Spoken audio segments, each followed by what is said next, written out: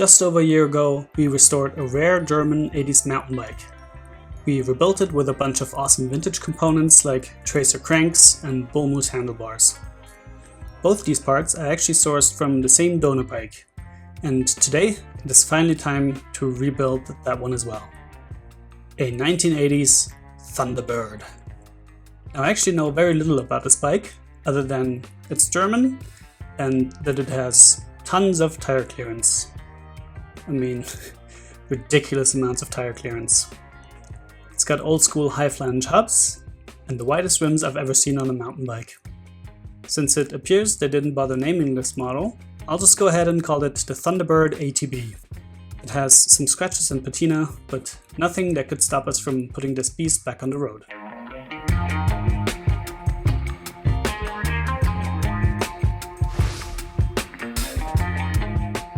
Our starting point is a stripped and clean frame, so we can get to work on the paint right away. This area up here is somewhat scratchy, but we can tackle that with the scratch repair paste, and I think this should get a lot better. I mean, I can feel how much smoother it is already. Now, this is less about removing scratches and more about removing the rust that is here. I don't really want to put rust converter on it because then we'll get these black spots, and it's really not in many areas, just here. So if that's all black, it's gonna draw a lot of attention. Another tiny bit here. Yeah, it comes off super easily, so it's very much just the surface.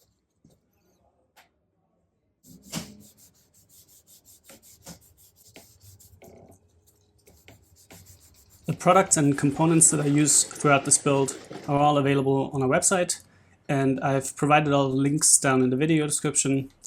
So if you're restoring a bike of your own and you see something that you may need, you can just follow the links and purchase them in our shop.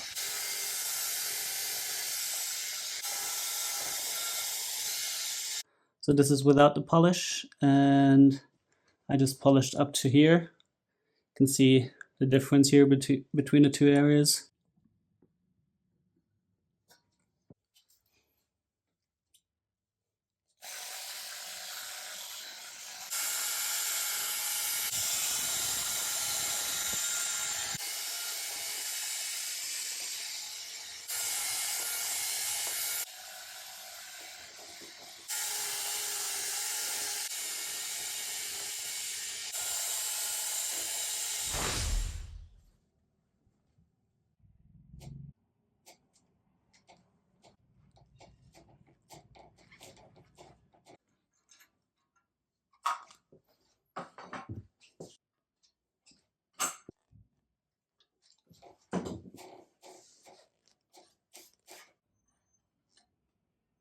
Looking pretty good. It almost seems like this is not the right grease. It's very sticky, like, see, which may be part of the reason why the headset was also not moving all too well, but we'll fix that now.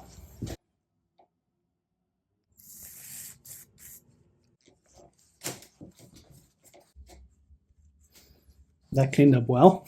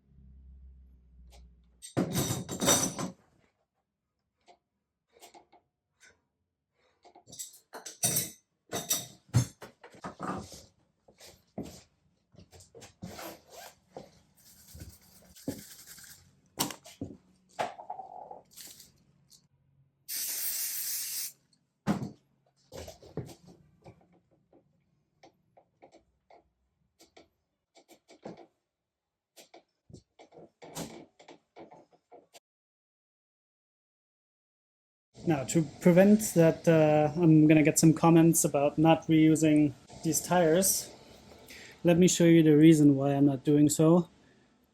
Can you see here all these little cuts and tears? This is where the rubber is starting to come apart.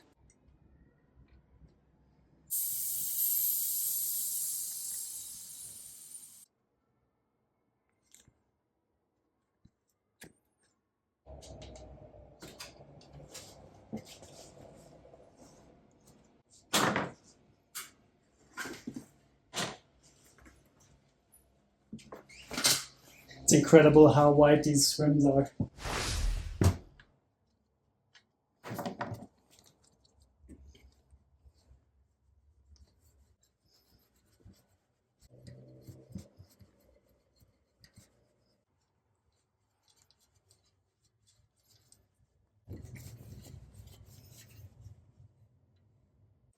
The drive side BB cup refused to cooperate, and I decided rather than spending a lot of time on it and potentially damaging the frame, I'll just leave it in there and clean and service it that way. It's not ideal, but certainly a time saver.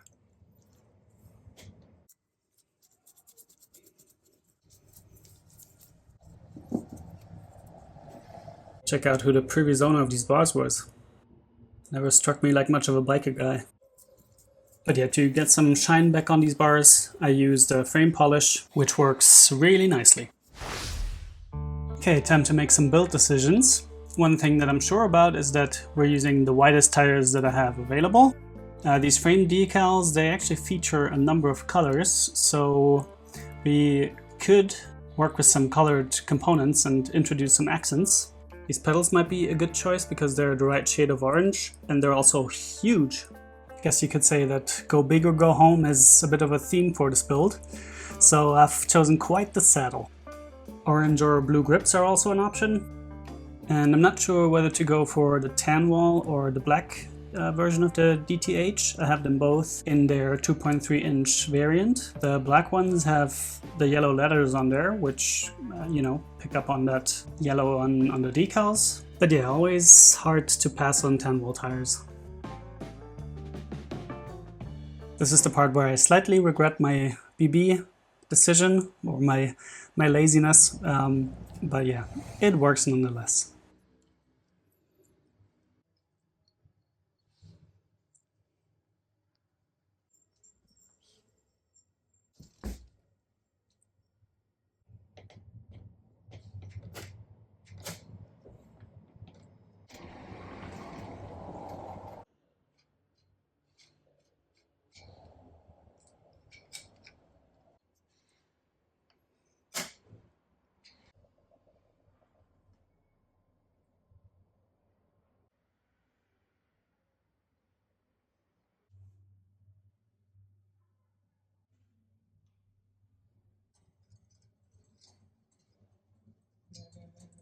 Quick tire update.